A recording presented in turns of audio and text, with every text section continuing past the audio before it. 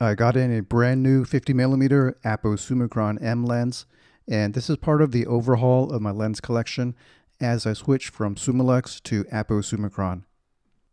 I did a review of the 35mm APO Summicron-M lens on a previous video, so this will be my third APO Summicron-M lens.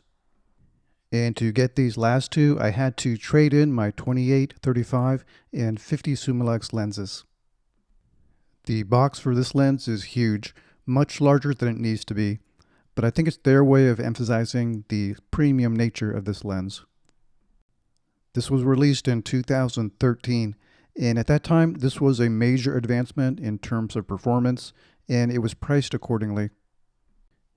On the top is the documentation about registration, and I did register this on my account immediately.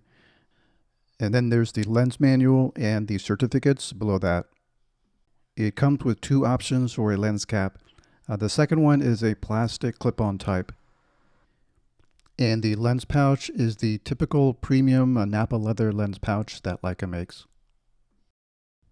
And there's a second box inside which holds the actual lens. This is actually a very nice box with a tie in the front and inside a very plush interior. But generally I do not like to see this much packaging material. It just ends up taking up space in the closet. And I wish that Leica would just stay with the standard lens box for this lens.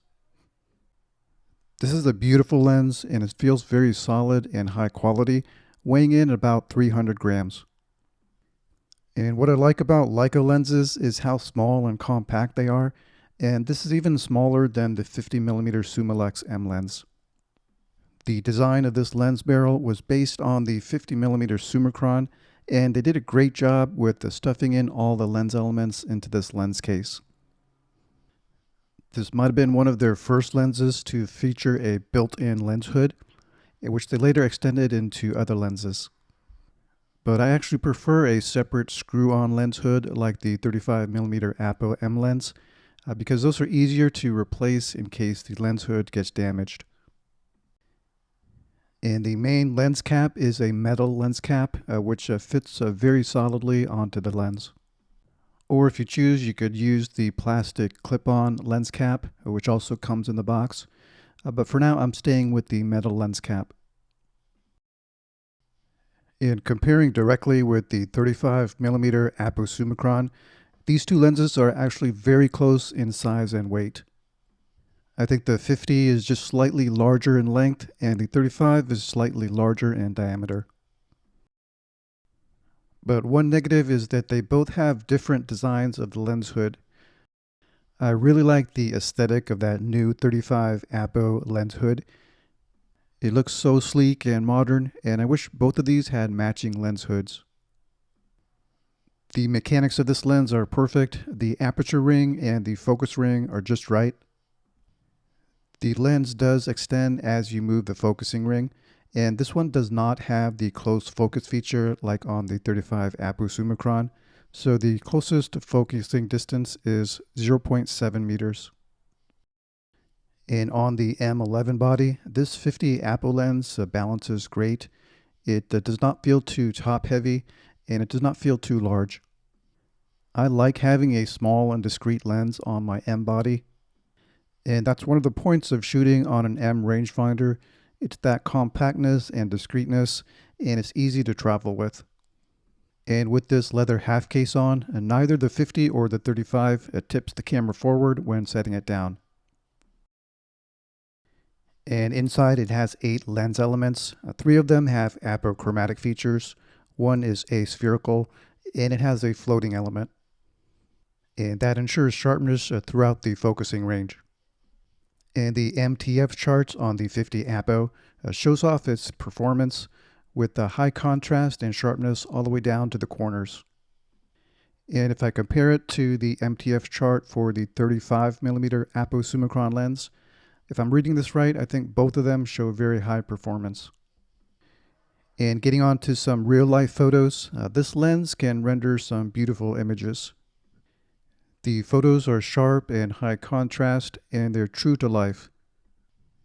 This is the opposite of a character lens, and it produces a real-life image in a real life focal length.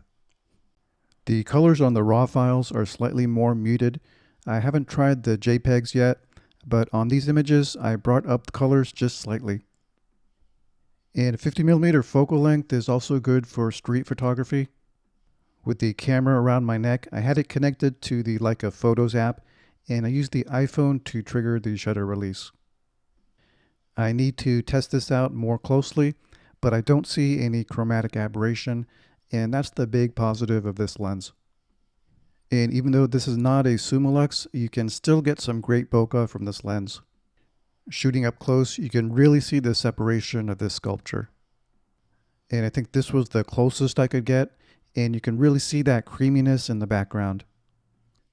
So overall, I think these images came out very sharp, at least on my computer screen, and I'm able to play with the colors and finally tune them in Lightroom. So for now, here is my entire M lens collection. This 50 is the third APO Summicron lens, along with the 35 and the 75. And I also have a 28 Almaret lens, which I use mainly on my Leica MP film camera. I like that lens because it's so lightweight and compact, and you can stop it down for street photography. I'm still working with these lenses to try to figure out my preferred focal length, but for right now I'm leaning towards 35mm as my favorite focal length. But 28 and 50 are also great to shoot with, and having a kit with the 28, 35, and 50 is very versatile. But the 75mm APO Summicron lens is the one that I use the least. I think I just don't prefer that longer focal length, and the lens is much larger and heavier than my others. That lens is larger and more difficult to carry around, especially when traveling, so I'm wondering if I should sell that lens, especially when I can crop in with the 50.